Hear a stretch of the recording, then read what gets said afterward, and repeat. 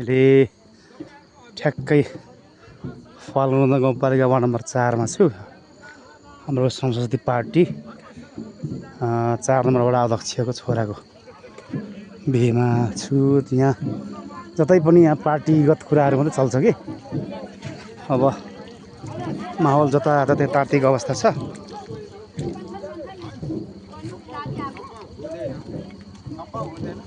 अब यसो भविष्यवाणी त भन्न सक्दैनौँ, तर समग्रमा तपाईँको हिजोको नेताहरूभन्दा फरक नेता थियो। त्यति माटोल बारे थिमाल दाजु एकरी गएको यहाँ सुन्नु न, तपाईँको दाब सहितको खुकुरीले तपाईँले उठेको हामीले भोट हालिन। हाम्रो फुपाले के स्वीकार्नु भयो भने भ्रष्टाचारी पार्टी हो।